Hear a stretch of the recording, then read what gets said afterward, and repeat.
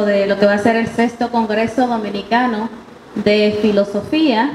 Y bueno, continuamos con esta mesa titulada El nuevo quehacer dominicano, en manos de grandes filósofos como el maestro Eulogio Silverio, director de nuestra Escuela de Filosofía, el maestro Edwin Santana, también un filósofo que se ha dedicado a la filosofía de la tecnología, y el maestro José César, también se ha dedicado a la investigación filosófica. Le damos un fuerte aplauso y pasamos el micrófono al maestro Edwin Santana.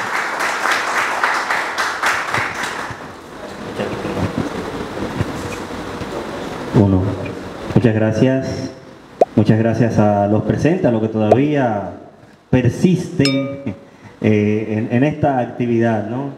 Le agradecemos profundamente su presencia. Esta mesa está dedicada a trabajar los temas relacionados con los problemas propios de la tecnología, obviamente desde el punto de vista de la filosofía, desde el punto de vista crítico. Y bueno, entonces nosotros vamos a tratar, primero vamos a tratar de ser breve, es algo que hemos convenido, y vamos a esbozar al menos las ideas que pretendemos trabajar ya en el marco del sexto Congreso Dominicano de Filosofía Santo Domingo 2025. Vamos a empezar escuchando las palabras del maestro José César Guzmán. Muchas gracias. Sí, ahorita decía que había que aplaudir, entonces eso anima, sobre todo a esta hora, que se acabó el café. Yo quiero iniciar esta intervención con las palabras de Carl Sagan, hablando sobre el quehacer dominicano, la apuesta por la filosofía del ciberespacio, del internet y la inteligencia artificial. Hemos preparado una civilización global en la que los elementos más cruciales dependen profundamente de la ciencia y la tecnología. También hemos dispuesto las cosas de modo que nadie entiende a la ciencia y la tecnología. Eso es una garantía de desastre. Podríamos seguir así una temporada, pero antes o después, esta mezcla de combustible de ignorancia y poder nos explotará en la cara. Repito, la cita de Carl Sagan. Interesante reflexión que podríamos nosotros sacar de aquí, porque hay mucha gente que cuestiona, ¿para qué filosofía? ¿Por qué seguir hablando de toda esa gente que ha muerto ya? ¿Para qué la psicología? ¿Para qué hablar hoy de contabilidad? ¿Para qué hablar de finanzas? Vamos a hablar de tecnología, que es lo que está de punta. Vamos a hablar de inteligencia artificial, vamos a hablar de las redes sociales, vamos a hablar del internet. Pero miren lo que dice este autor. Si no hacemos una reflexión, si no conceptualizamos este tipo de tecnologías, si no la entendemos, entonces nos podría explotar en la cara a cada uno de nosotros. Entonces hay un riesgo aquí. En ese sentido, me gustaría hablar un poquito de la enseñanza de la filosofía en el ciberespacio. El ciberespacio ofrece un entorno virtual donde las interacciones humanas pueden desarrollarse a través de medios digitales. Estas características lo convierten en un espacio ideal para la enseñanza de la filosofía. Hay acceso global a recursos filosóficos, hay comunidades de aprendizaje virtual, hay flexibilidad y accesibilidad. Dicho esto, entonces, ¿cómo sería esa enseñanza a través del internet y a través de las redes sociales? El internet no solo facilita el acceso a recursos filosóficos, sino que también transforma la manera en que enseñamos y aprendemos filosofía. No hay que tener miedo a la tecnología, pero sí hay que comprenderla, hay que reflexionarla. Nos ayudaría enormemente, maestros, a nosotros llevar un aprendizaje interactivo con las herramientas en líneas, cuestionarios, simuladores, hacer dinámicas. Hay un asunto de juegos, hay crucigramas, hay un sinnúmero de recursos tecnológicos que nos permiten a nosotros llegar a muchísimos jóvenes que les gustaría estudiar, bueno, con la tecnología, pero ¿cómo mezclo la tecnología con la filosofía? Algo que suena tan antiguo.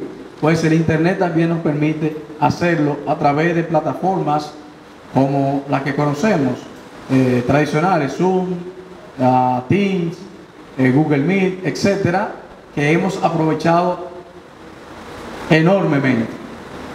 Yo sé que se han visto muchísimas cosas en la virtualidad. Hay mucha gente que prefiere, ¿tú quieres dar clase virtual o quieres dar clase presencial? No, presencial, porque la virtualidad, el internet se frisa, que si entra mucha gente, que el sonido, que sé yo qué. Hemos pasado por todas en ese asunto de las plataformas virtuales, pero sigue siendo un recurso que está ahí y que nosotros podemos utilizar y aprovecharlo para la enseñanza de la filosofía a través del internet y de estas plataformas que son chulísimas y que tienen muchísimos recursos que nosotros pudiéramos hacer.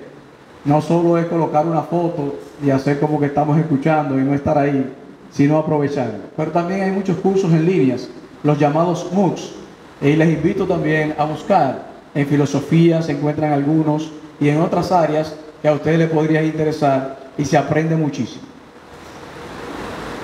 Eso es en cuanto al internet. En cuanto a las redes sociales, también potencian ese aprendizaje y esa enseñanza filosófica.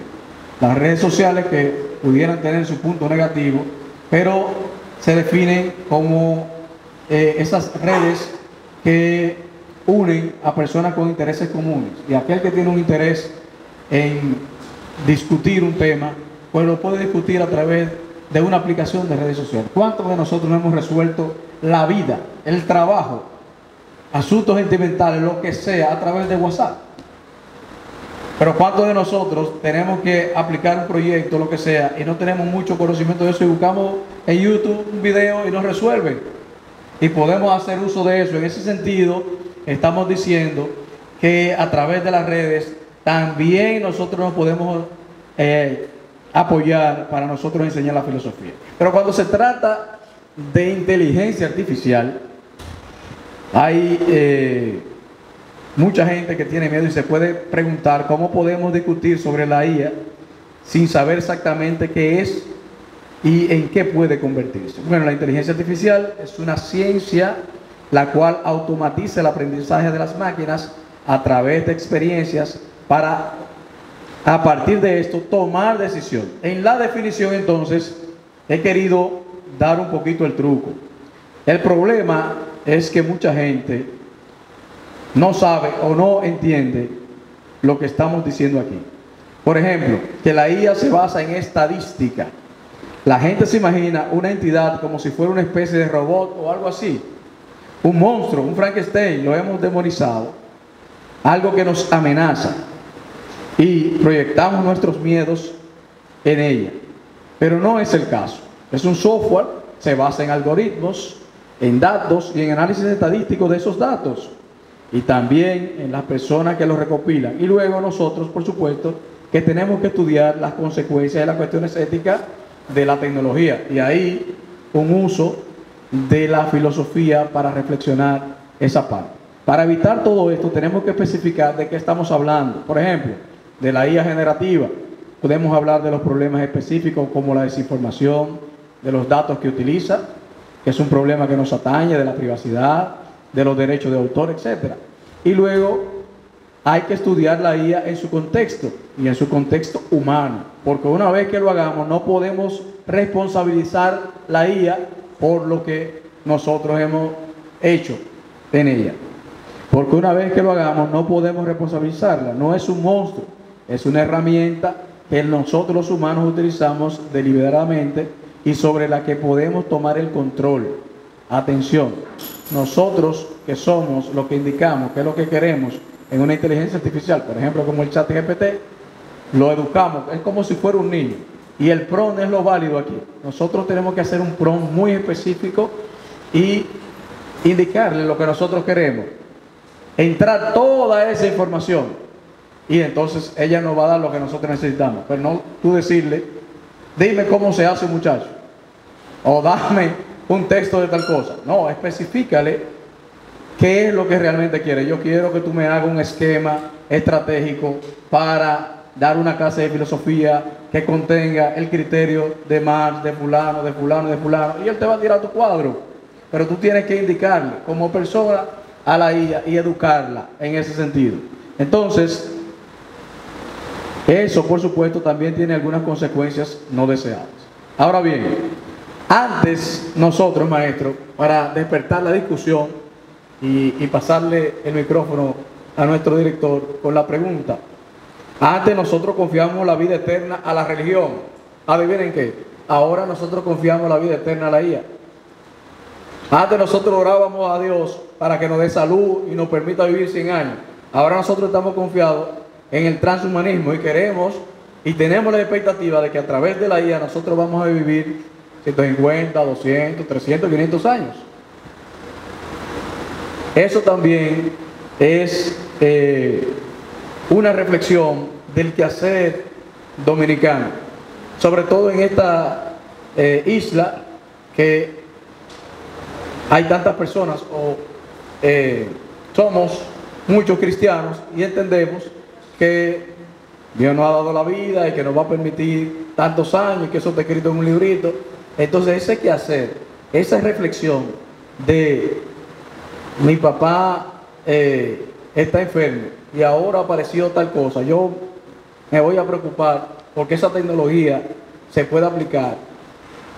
Hay un tema de dinero, un tema de presupuesto, pero si está, entonces permitir que esa vida se extienda y se alargue a través de esa inteligencia artificial, a través de la tecnología.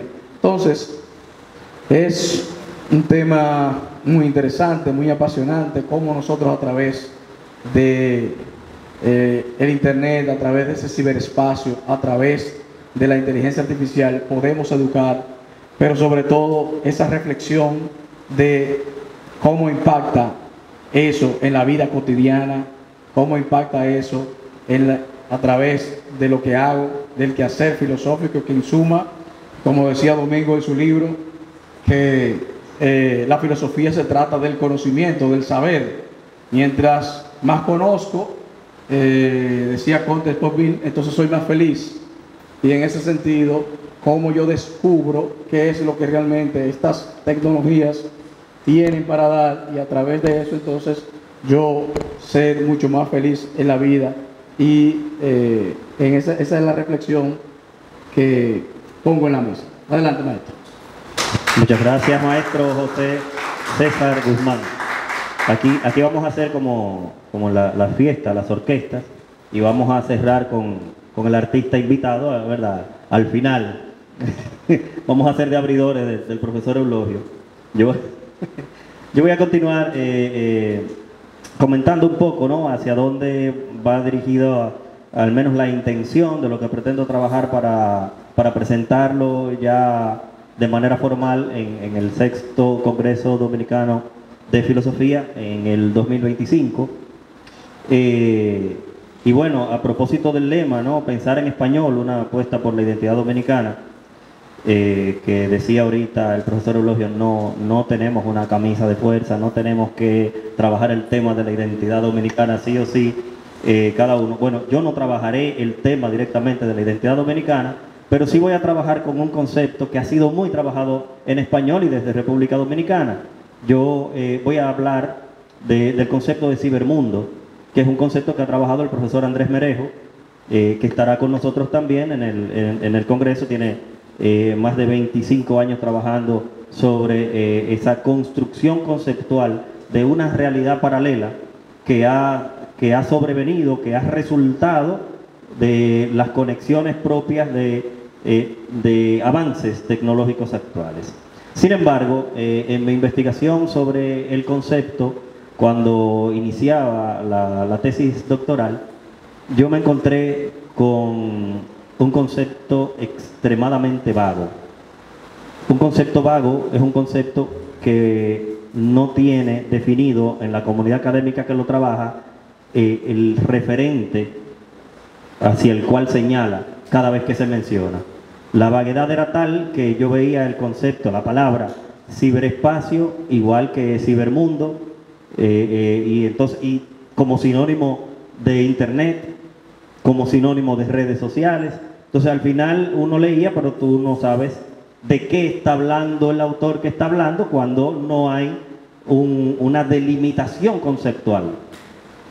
Nosotros hicimos en esa línea un trabajo en compañía de la maestra Catherine Báez, que fue publicado en una revista indexada, en el que proponemos una delimitación conceptual de cibermundo y ciberespacio. Entonces, lo enfocamos desde una perspectiva materialista.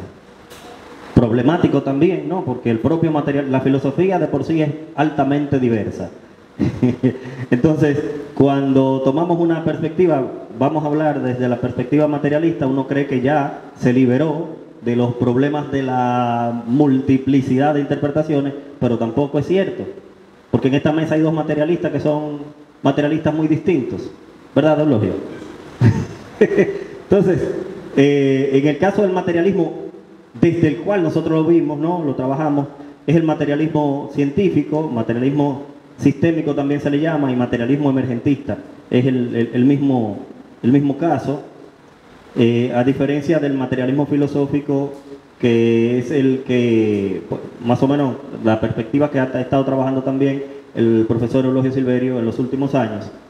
Pero al fin de cuentas es materialismo, ¿no? La tesis central del materialismo es que nosotros tenemos que buscar en las cosas materiales las respuestas a nuestros problemas, sin necesidad de buscar más allá, ¿no? en elementos supramateriales, extramateriales, espirituales, ideales, ¿verdad? Y metafísicos, apunta el señor director. Pero el materialismo tiene problemas, como casi todas las perspectivas, ¿verdad? Y uno de los grandes problemas del materialismo es precisamente explicar los problemas metafísicos, los problemas espirituales, los problemas ideales que existen y están ahí. Desde el materialismo que nosotros hemos trabajado el concepto, se resuelve del siguiente modo: toda existencia real es existencia material. Pero también, pero no niega la existencia de elementos ficcionales que tienen una dependencia de la materialidad. Los elementos ficcionales son, por ejemplo, los conceptos y los números. No hay conceptos si no hay entidades materiales que los piensen. ¿Se entiende? Entonces, desde esa perspectiva, intentamos construir un concepto de cibermundo delimitado, que cuando hablemos de cibermundo estemos señalando hacia la misma cosa. ¿Y qué hemos dicho? Bueno, como es el concepto de cibermundo es eso, un concepto, por lo tanto es una ficción, un conjunto con el cual señalamos, entonces, un conjunto que hace referencia a un sistema. Y todo sistema, entonces, lo podemos analizar, al menos no, necesariamente, en 4 elementos, que son su composición, su estructura, sus mecanismos y el entorno. Entonces, desde esa perspectiva, todo sistema tiene esos 4 elementos. Tiene una composición, que son los elementos que constituyen el sistema. Tiene una estructura, que son las relaciones que se dan entre los elementos que componen el sistema. Tiene unos mecanismos, que son las maneras en que interactúan, cooperan esos elementos que conforman el sistema para mantener el sistema siendo tal, siendo un sistema. Y tiene un entorno que se supone que es el que delimita el sistema para que nosotros podamos, ¿verdad? Como no hay una simple qué, nosotros podamos estudiar el sistema como entidad. Bueno, en el caso del cibermundo, es un concepto, no es una cosa. Es decir, la gente no está aquí, agarra un cibermundo y lo puede chocar con otra cosa. Es un concepto y hace referencia entonces a una composición. Está compuesto por elementos materiales, ¿verdad? Por la perspectiva materialista que le decía, ahí no hay brujería, ahí no hay ideales, ahí no hay espíritus, no hay metafísica. Hay unas máquinas, ¿verdad? Unos software, un hardware, computadoras, celulares, tablets, son los componentes materiales del cibermundo. Pero también hay unas personas, ¿verdad? Humanas, materiales, que son parte de los componentes. La estructura, esos componentes interactúan de diversos modos, pero en el nivel ontológico más básico, interactúan compartiendo energía. Lo mínimo en las tecnologías digitales es el bit.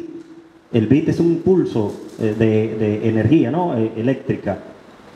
Bueno, y ese mecanismo viene dado a través de la posibilidad de programación, de configuración, para entonces obtener lo que nosotros ahí denominamos ciberespacios. Los ciberespacios son espacios que tienen esa misma estructura material del cibermundo, pero son, digamos que, los componentes propios del cibermundo. Hay distintos ciberespacios y un cibermundo que los contiene a todos. Porque la palabra mundo implica totalidad, ¿verdad, Arbelo?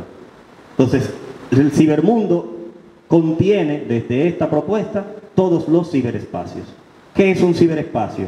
Un ciberespacio puede ser una red LAN, los que son técnicos saben de qué estoy hablando. Una red LAN es una red de computadoras que se intercomunican dentro, por ejemplo, de una empresa.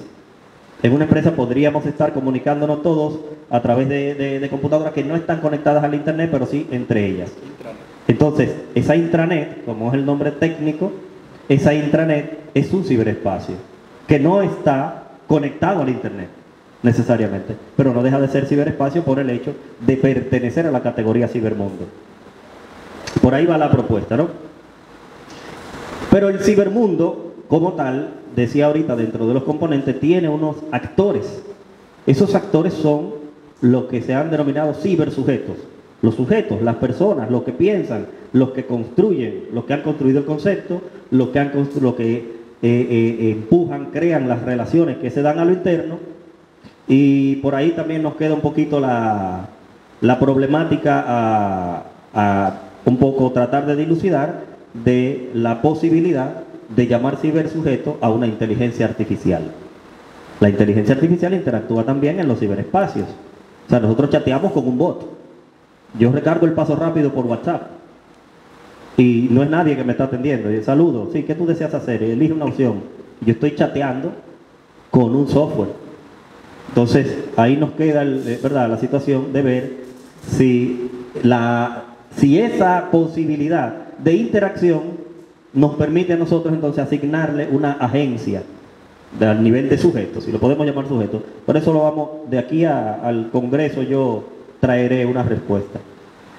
Pero ese elemento especial que lo ha traído a colación el maestro José César, el de la inteligencia artificial, nos plantea en la actualidad algunas cuestiones que nos llaman, nos empujan a la reflexión, aparte de la propia agencia moral.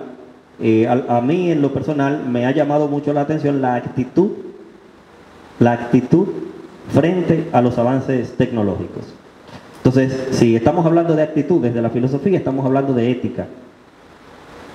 Entonces, para trabajar una ética de la inteligencia artificial, bueno, no una ética de la inteligencia artificial, sino una ética frente a los avances tecnológicos en términos generales, y actualmente entonces podríamos englobar a la inteligencia artificial y sobre todo a la inteligencia artificial generativa, que es la que todo el mundo conoce, porque sabemos que no es la única, ¿verdad?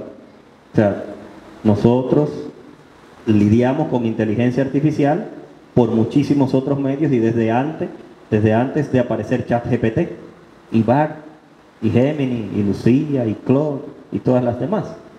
Por ejemplo, las búsquedas en Google no se hacen mecánicamente, se hacen a través de un motor de inteligencia artificial que, entre comillas, aprende, problema también a trabajar.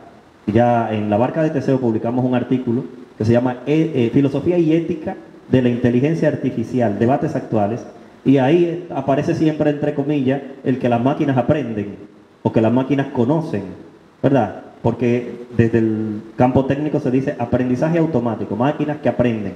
Pero vamos a ver qué es aprender, vamos a ver qué es inteligencia, y todo eso es problema propio de ese campo. Pero decía, nosotros trabajamos con inteligencia artificial cuando hacemos una búsqueda en Google y cuando hacemos una compra en Amazon, y cada vez que le damos me gusta en cualquiera de las redes sociales a cualquiera de las publicaciones que nos gustan, porque hay unos algoritmos detrás programados, no son entes, son algoritmos, son programas, software programados para hacer un rastreo de cada uno de los usuarios y de los comportamientos para poder luego ofrecernos los productos que nosotros, entre comillas, necesitamos, para también proponernos las publicaciones que nos van a gustar.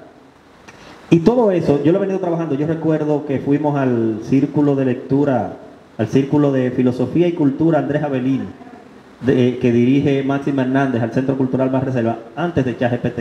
Era 2017 o 2018 por ahí. Y hablábamos de eso. Hay un concepto también, ¿no?, que se llama las cámaras de eco, que es la inteligencia artificial el que provoca la cámara de eco a partir de esto que acabo de decir, de este rastreo de nuestra actividad en las redes sociales. Todo esto nos lleva entonces a plantearnos la necesidad de una propuesta al menos de actitud frente a los avances tecnológicos. Además de esta construcción, porque que ya ha sido publicada, yo pretendo traer en el Congreso ya terminada una propuesta de actitud que le he llamado la actitud proléptica. Ha pasado por varios nombres, le llamábamos pesimismo productivo, pero no le gustaba el nombre Eulogio. Entonces, no le gustaba, pero no lo cambiamos por eso, sino porque entiendo que el concepto de prolepsis describe mejor la actitud. La actitud proléptica, la prolepsis es, dicho en poca palabra, la posibilidad de anteponerse, eso se usa mucho en oratoria, de anteponerse a los contraargumentos. O sea, yo estoy diciendo, por ejemplo, que el cibermundo es material y si ahí inmediatamente pienso en una posible objeción del profesor Martín Astacio y la rebato antes de que la haga, estoy haciendo prolepsis. Estoy siendo proléptico. Entonces la actitud que yo estoy proponiendo es una actitud de previsión frente a los avances tecnológicos, porque los avances tecnológicos no son malos per se, tampoco son buenos per se. Entonces, ¿qué creo yo que tenemos nosotros que hacer? Bueno, mirar con esa actitud crítica aristotélica de búsqueda de la frónesis, del justo medio, y tratar entonces de lo que nosotros podamos prever por esta capacidad humana de la razón que tenemos, ¿no? De lo que nosotros podamos prever, entonces construir hacia allá, ¿no? Construir o evitar que se construya. Es una actitud personal, muy personal, pero que además se puede cultivar de manera colectiva. Es la idea que estoy construyendo y por ahí va más o menos. Se esboza en la tesis doctoral, pero no tuve tiempo de acabarla, y yo espero entonces ya que para el Congreso del 2025 tengamos la propuesta lista y yo pueda convencer a maestros como Morla, Domingo de los Santos, de que he hecho algo por la filosofía. Muchas gracias. Estoy pensando qué decir, qué ustedes dejaron que se pueda decir. Yo espero que sí. Bien, mire, cada vez que escuchamos hablar de internet, ciberespacio, cibermundo, bueno, recordamos a Merejo de una vez, ¿verdad que sí? Pero la imagen que me evoca inmediatamente todo esto que está ocurriendo con la tecnología es el mito de la caja de Pandora. El mito de la caja de Pandora, según se cuenta, los dioses olímpicos, un poco para castigar el atrevimiento de Prometeo, que se robó el fuego de la sabiduría para dárselo a los humanos, y precisamente con ese fuego fue que comenzó a construirse todas las tecnologías que hoy, de las que hoy disfrutamos. El fuego fue realmente esencial para muchos de los progresos tecnológicos que se han logrado. Prometeo, según lo dice su nombre, es reflexivo, piensa antes, es un tipo que piensa antes, pero su hermano, Epimeteo, significa lo contrario, el que piensa después, o sea, el que primero hace y después lo piensa y dice, coño, metí la pata. Prometeo le había dicho a su hermano, mira, no acepte ningún regalo de los dioses porque es precisamente para hacerte daño o para hacerme daño. Los dioses entonces idearon una mujer muy hermosa llamada Pandora, pusieron todos los atractivos de belleza imaginables, y Epimeteo, desde que le llegó ese regalo, ni preguntó. se metió con Pandora y la amó todo lo que se pudo. Pero acompañado de Pandora venía una caja donde los dioses habían echado todos los males que hoy conocemos. Y también se dice que se echó la esperanza. Le dice Epimeteo a su esposa que no abra la caja porque ahí era que venía el veneno. Pero las mujeres de ese tiempo, no sé la de ahora, sería bueno preguntarle a César si las de ahora son iguales que las de antes, pero las mujeres de antes eran curiosas y desde que Epimeteo dio la espalda, abrió la caja y de ahí salieron todos los males que conoce hoy la humanidad. Se dice que la esperanza también salió al final. ¿Por qué hablar de ese mito, de esa ficción, en un asunto que tiene que ver con la tecnología, con la inteligencia artificial? Porque precisamente el regalo que nos da la tecnología o las tecnologías que tenemos hoy, evidentemente que es tan hermoso como Pandora.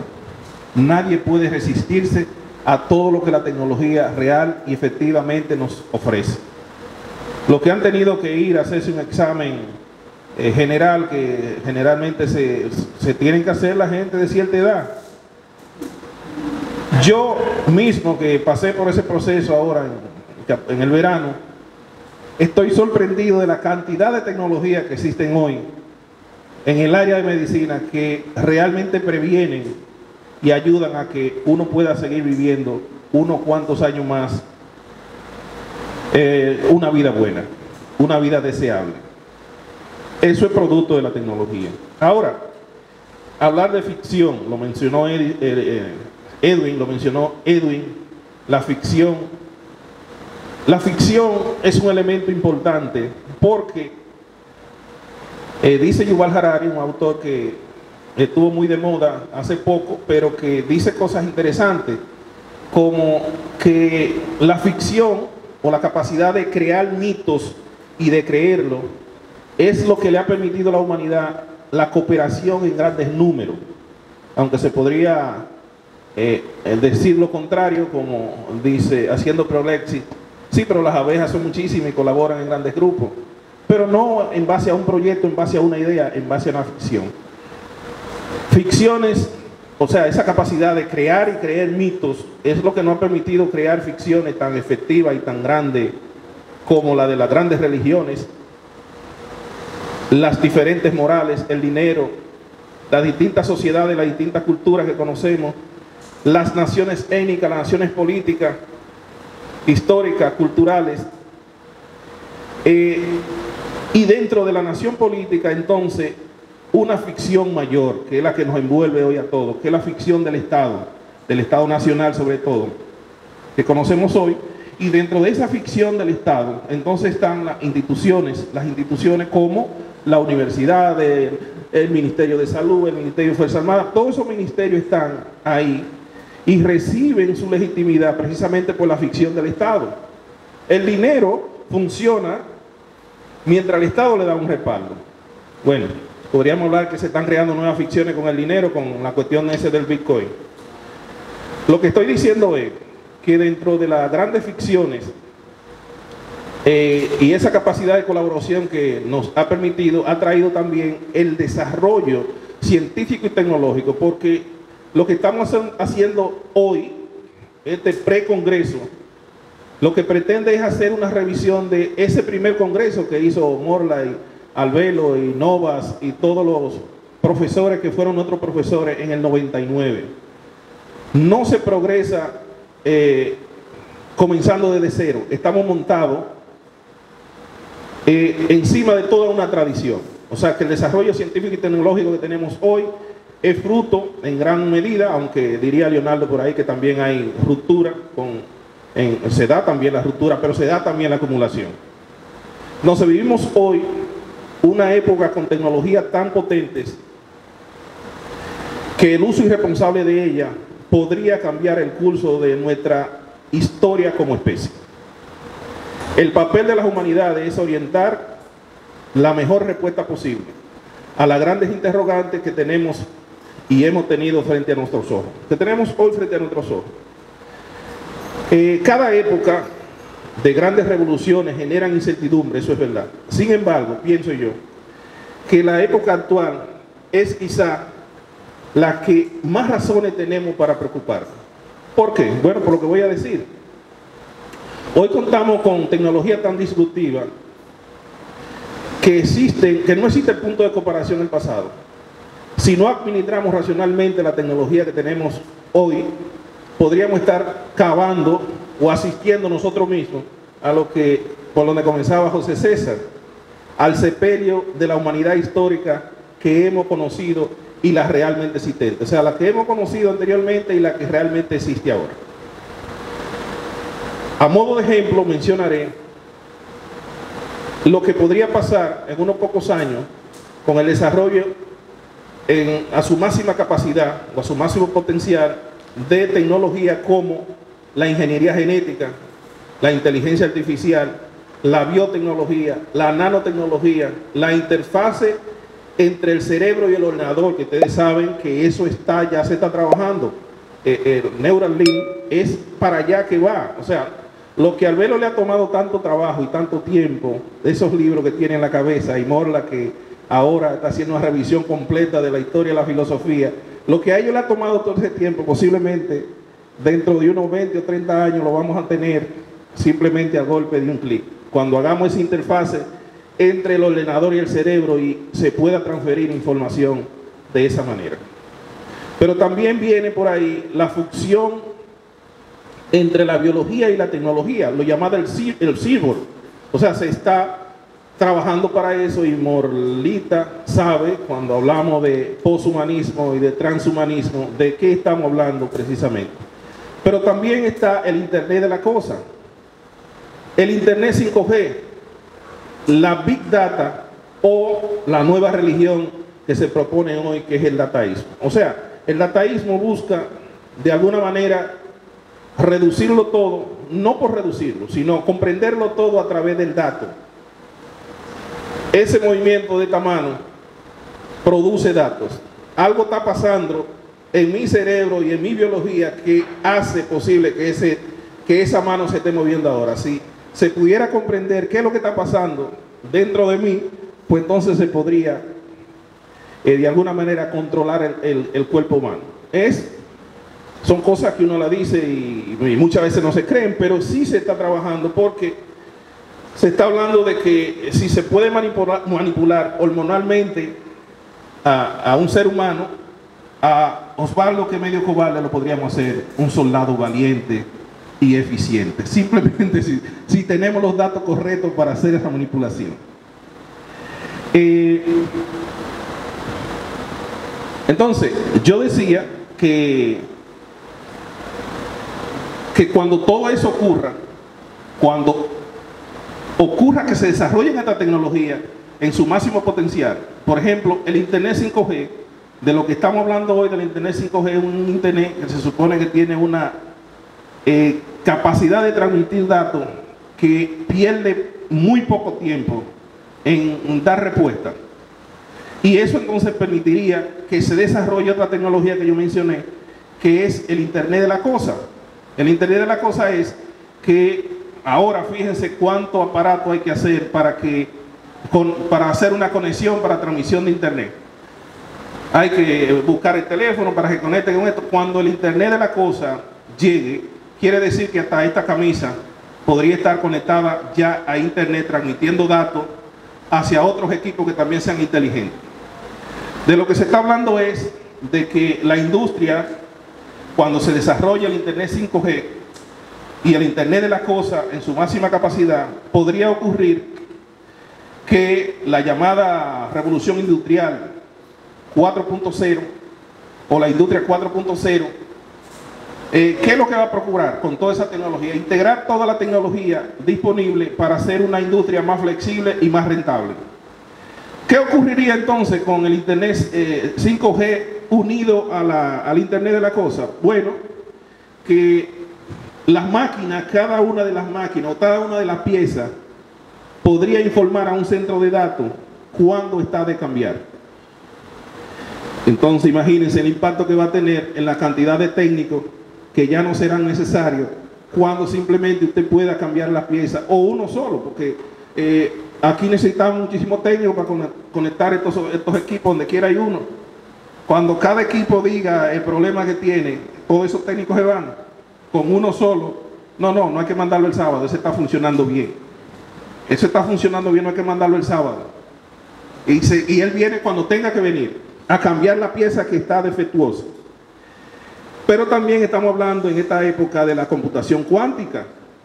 Y todo eso entonces amarrado con la inteligencia artificial, conectada a esa gran base de datos, a esa grande base de datos, sin lugar a duda, que tendrá un gran impacto sobre el futuro del empleo. Ya existen fábricas que funcionan casi sin personal. Yo no sé si te han visto algunos videos de fábricas de vehículos que uno se queda mirando media hora y no ve una persona pasar por ahí. ¿Qué es lo que está pasando? No hay personas trabajando. Se dice que en el futuro las fábricas van a necesitar un perro y un ser humano para funcionar. El perro para que cuide de la fábrica y el ser humano para que alimente el perro. Es lo único que va a necesitar. Entonces, cuando todo eso entra en función, señores, esto no es invento. Estamos hablando de lo que está pasando en ese título que nos han dado para trabajar. Hoy existen autos, camiones y aviones de conducción autónoma en operación, y esto es simplemente, la tendencia simplemente está comenzando. Imaginemos entonces cuando el Internet de la Cosa sea una realidad y cada pieza, como le dije, comience a decir cuándo están de cambiar. Sencillamente millones de trabajadores quedarán sin trabajo. Eso entonces se prevé que estaríamos llegando a perder millones y millones de puestos más o menos en el 2040, que eso es ahorita. Quizás en República Dominicana no, pero los empresarios capitalistas, como estamos todos queriendo que Venezuela sea capitalista, que Cuba sea capitalista, todo el mundo sea capitalista, entonces los capitalistas son capitalistas y eso va a llegar aquí también. ¿Qué hacer entonces cuando se genere ese grupo de personas que no tengan puestos de trabajo o cuyas habilidades no sean requeridas en la industria? Bueno, se han planteado algunas soluciones como la renta universal. Una renta universal, darle a todo el mundo un ingreso con el que le permita, entre comillas, vivir. No sé qué gobierno tiene la capacidad de hacer eso. O sencillamente cobrarle un impuesto a las máquinas que sea equivalente a la cantidad de obreros que ella despida o deje sin empleo. Pero la pregunta es, ¿qué gobierno puede asegurar que esto será así? Que habrá una renta universal, que habrá justicia, o sea que las personas que no tengan empleo van a recibir por lo menos con qué comer. Mientras la industria 4.0 promete cambiar radicalmente las relaciones sociales y laborales, futuras y presentes, el poshumanismo y el transhumanismo están creando las bases ideológicas para cambiar la humanidad realmente existente por una versión mejorada según su visión. No voy a explicar ni el transhumanismo ni el poshumanismo, porque tenemos una semi-autoridad en ese campo que es Morlita, ¿verdad que sí? Y lo digo por un curso de verano que dimos donde él le tocó hablar de eso. Pero básicamente el transhumanismo es un movimiento filosófico y cultural que promueve el uso de la tecnología para mejorar las capacidades humanas.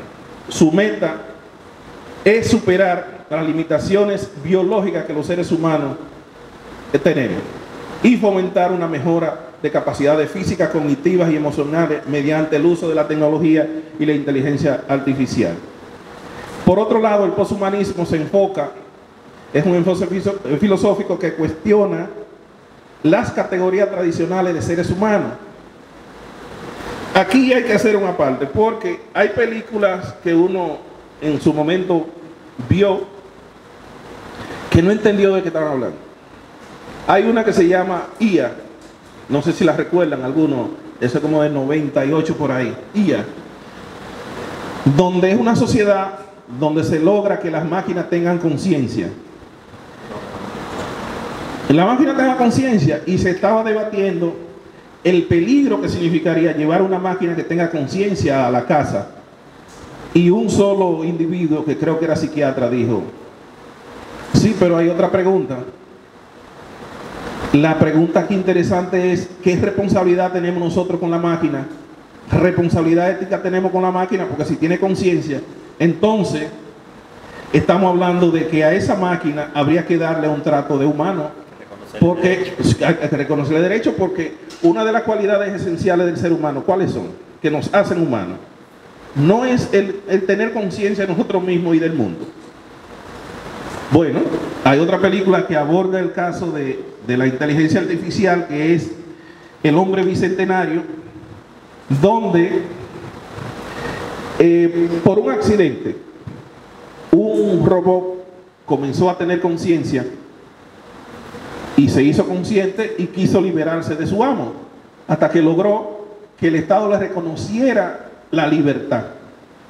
Comenzó a preguntarse por la libertad. El robot consiguió la libertad, emanciparse de su amo, pero se le negó la condición de humano, porque le dijeron: no, es que tú no tienes un cuerpo de carne y hueso como nosotros.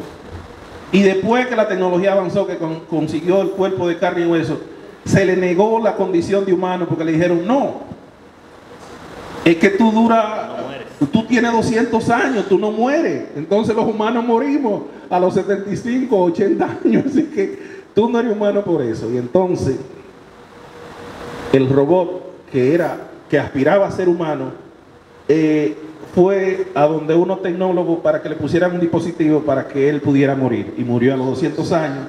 Y precisamente muriendo, o sea, probando que quería ser humano, cuando en el momento que murió, entonces le aprobaron su condición de humano, porque reunió todas las condiciones que se necesitaban, o por lo menos que esa sociedad requería para ser humano. Entonces el poshumanismo habla precisamente de eso. No es solamente de la fusión entre hombre y máquina, sino reconocer la humanidad un poco más allá de la humanidad tradicional que nosotros hemos definido. Quiere decir que su meta es redefinir la identidad humana en la era tecnológica, considerando las relaciones entre hombres y máquinas. Plantea que la identidad humana es fluida y construida socialmente, especialmente en interacción con la tecnología. Por lo general, el poshumanismo asume una postura crítica también, que resalta los riesgos de la desigualdad. Ese es otro problema que viene y va a venir. Es que cuando uno va a un centro de alto nivel, medicina avanzada, como le dicen hoy, uno se alegra y se pone contento de toda la tecnología que está disponible para uno poder vivir los años que le quedan con cierta calidad. Pero cuando uno sale del centro, que vuelve a la realidad social, lo que tenemos un poco de conciencia todavía, nos preguntamos: pero esto es injusto, porque yo conozco, la mayoría de gente que yo conozco no pueden darse estos servicios, ni podrán nunca dárselo. Entonces, esa postura crítica del poshumanismo realmente es interesante. No todos podrán acceder a los beneficios de las grandes tecnologías. La tecnología, entonces, bueno, postulado, en fin. Finalmente, ya para finalizar. Para finalizar, quiero decirle que lo que acabamos de decir hasta ahora podría parecer ficción, pero a diario nosotros encontramos noticias como esta. ¿Usted recuerda, Edwin, lo que tratamos en las 24 horas con la tecnología de edición genética, el CRISPR-Cas9? El CRISPR-Cas9 es una tecnología de edición genética que permite, entre otras cosas, crear un ratón de color verde o color naranja. ¿Cómo se hace? Editando la genética del ratón, del mono, del conejo, de lo que sea. Se edita como se hace con un video, que se corta el pedazo que no se quiera y se pone el otro pedazo que uno quiere, que lo puede traer de allá. Se inserta ahí y corre. Quiere decir que pueden agarrar, o lo que agarraron fue el ADN de un ratón y agarraron el ADN de una medusa, la parte del ADN de la medusa que le dé el color verde fosforescente, y lo insertaron en el ratón. Y a correr, cuando el ratón nace, entonces tienen el color verde. Pero eso se podría hacer con el color de los seres humanos en el futuro, o con otras cosas, como está planteado en la película Gattaca. Gattaca es una película interesante, vieja, pero interesante, porque ahí se plantea sociedad avanzada, muy avanzada, donde la edición genética es una cuestión del día a día, y los padres se planteaban cómo querían el hijo. Pero siempre aparece uno, como decía Ingrid en la mañana, la película no tendría sentido si todo el mundo hace lo mismo. Hay que plantear uno que haga lo contrario. ¿Y qué fue lo que hicieron esos padres? Que decidieron tener un hijo de Dios, como se hacían los hijos antes, tradicionalmente, como lo hicieron a ustedes. Pero nuestros padres nos fabrican a nosotros no porque quieren muchachos, sino porque quieren el placer de ese momento. Y de ahí le sale o un hijo muy inteligente como Osvaldo, o un hijo muy torpe como Edwin, por ejemplo. No se sabe lo que va a salir de ahí. Pero con la tecnología que se tenía de la ingeniería genética, se podían fabricar los muchachos con las condiciones que la industria necesitaba. ¿Qué ocurre con eso entonces? Bueno, que con esa tecnología podríamos hacer una raza donde eliminamos a todos los blancos y vamos a fabricar negro ahora, que sea más fuerte. O vamos a hacerlo más inteligente, o sea que será un mundo totalmente distinto. El asunto es que esa tecnología, según lo presentaba Edwin y Víctor, lograron hacer que dos machos pudieran tener un hijo sin la participación de la hembra. Una cuestión que causó su revuelo, pero es una cuestión que no tiene que ver con seres humanos, sino que dos ratones. Pero aquí ninguno somos tontos y sabemos que lo que comienza con ratones va a terminar en algo mucho más interesante, porque nadie inventa tecnología para que dos ratones tengan hijos. Pero se puede hacer con el CRISPR-Cas9. El CRISPR-Cas9. Otro ejemplo que quiero mencionar es lo que hizo un científico chino llamado Jiang, precisamente a ese ADN, el gen que recibía el VIH, donde se aloja el VIH en el cuerpo humano. Se lo quitó y entonces el VIH supongo que se volvió loco cuando quería infectar ese cuerpo y no encontró la llave, no encontró dónde pegarse. Y sencillamente las niñas no van a padecer nunca de VIH. Pero ¿cuál es el problema de este asunto? ¿Por qué él cayó preso al final? Porque el asunto es que él modificó la base genética del ser humano. La modificó y ahora la pregunta es, si esas niñas que no tienen la cadena genética humana completa, ¿siguen siendo humanas o constituyen una nueva especie? Lo que nos dice a nosotros es que existe ya tecnología para cambiar la base genética de la humanidad realmente existente y crear una nueva especie o combinar el ADN de una especie con otra. Por ejemplo, se ha logrado, bueno, ya yo lo dije de los ratones verdes y esas cosas, pero se podrían lograr miles de cosas más. Imaginémonos entonces los cambios sociales que vendrán cuando la tecnología del CRISPR-Cas9 sea mejorada y dos hombres o dos mujeres puedan tener hijos. Esa sociedad va a venir. Finalmente, quiero cerrar con el mito de Ícaro y de Dédalo, porque pienso que ahí está la clave. En el mito original, nadie se va a resistir a la belleza de Pandora, que es la tecnología, pero de lo que debemos cuidarnos es que no nos pase como a Ícaro. El mito de Ícaro dice que su padre Dédalo fue encerrado con su hijo Ícaro en una isla donde no podían salir. Eso fue el rey Mino, porque él ayudó a Teseo a salir del laberinto y otras cositas más que le hizo. Dédalo era un arquitecto, era un constructor. Se ideó, mirando los pájaros, una sala, y le fabricó una sala a su hijo Ícaro, me parece que era familia de Pimeteo, pensaba después. Le hizo una sala para él y una sala para el hijo, y le dijo al hijo: mi hijo, ten cuidado, no vuele muy bajito porque se puede humedecer la sala con el agua del mar y te puede caer. Pero no vuele muy alto, porque si vuela muy alto, muy cerca del sol, se puede derretir la cera y te puede caer también. Yo creo que ahí está la clave.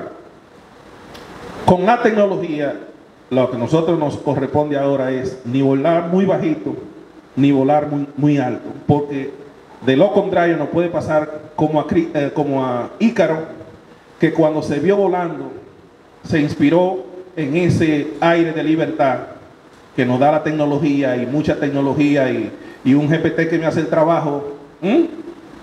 Entonces no tengo que pensar, no nos acomodemos a eso, porque nos puede pasar como a Ícaro, que siguió volando hacia el sol, y cuando se le derritieron las alas, cayó de bruces. Entonces, si se me permite ahora ya, no como expositor, sino como director de la Escuela de Filosofía, decir unas cositas que anoté, en que nosotros hemos utilizado el regalo que nos dieron los dioses del Olimpo con la belleza de Pandora. Nosotros, desde que descubrimos la tecnología, nos propusimos, aún sin ser director de la Escuela de Filosofía, realmente llevar la filosofía a la calle, llevarla a la calle, a las redes, a donde quiera que haya un espacio, difundir eso. Por eso nosotros grabamos todas nuestras cosas. Posiblemente ahora no haya mucha audiencia, pero mañana la va a ver. ¿Por qué? Porque otra cosa que hicimos también durante la pandemia es que hicimos más de 150 actividades. William no está por ahí, pero hicimos más de 150 actividades. Yo creo que era una terapia para uno mismo, para no suicidarse encerrado. Pero sirvió de mucho porque nos permitía a nosotros toda la semana conectarnos, discutir. Ahí está Ana, que también hacía una de esas iniciativas para la gente que estudia en educación física. ¿Te recuerda que llegamos a hacer eso? También, desde la Escuela de Filosofía, nosotros hemos programado ahora, usando uso de la tecnología, un curso de filosofía, ciencia y religión, y ya tiene 129 personas que se inscribieron. O sea, la vamos a dar entre 14 y 15. Nosotros también hemos hecho un archivo de la voz, lo que hablaba la joven esta mañana, de un archivo de la educación o de la historia de la educación. Nosotros, sin tener esa misma idea, hemos comenzado a hacer un archivo de la voz de nuestros profesores de filosofía y de otros cultores que no son profesores netamente de filosofía, y lo estamos subiendo a un canal y a nuestra página, la página de la Escuela de Filosofía, para que ese legado quede para la posteridad. También nosotros, usando la tecnología que disponemos, nosotros no nos oponemos. Lo que queremos es que no nos pase como a Ícaro. Usando esa tecnología, todas las entrevistas que hacemos en el archivo de la voz, también hacemos una transcripción y una corrección usando la inteligencia artificial, y se publica en la página de la Escuela de Filosofía, porque hay gente que no se tira un video de 2 horas, como el de Morla, el de Tellería, que tienen una historia de vida dilatada, muchas cosas interesantes, y 1 hora no daba para escuchar y saber todo lo que queríamos saber, y aún así no pudimos saberlo todo. Entonces, básicamente es eso. Agradecer que nos hayan tomado en cuenta para la mesa. Yo realmente me enteré de por qué tenía que estar aquí después que lo escuché hablando a ella. Muchas gracias, profesor Eulogio Silverio. Bueno, en el cierre del profesor Eulogio, yo no sé ustedes, pero yo escuché prolepsis, especialmente en el mito de Ícaro y Dédalo. La idea de mantenernos en el medio, ¿no? de tratar de no volar muy bajo, pero tampoco muy alto, es más o menos la idea que orienta la propuesta de la ética proléptica, de la actitud, tratando de buscar el justo medio, porque, y esto de justo medio, para cerrar, es por las dos tendencias que hemos visto polarizadas frente a los avances tecnológicos, que suelen ser o tecnofóbicas o tecnofílicas, ¿no? Unos que si es tecnología está bien y entonces vamos a integrarla, vamos a usarla sin pensar en lo que pueda haber más allá, y otro grupo que por el hecho de ser tecnología, por el hecho de ser nuevo, los rechaza sin necesariamente probar, sin intentar, sin estudiar, sin ver qué hay detrás. Entonces la idea es esa, ¿no? Volar en el centro, ni muy cerca del mar, ni muy cerca del cielo.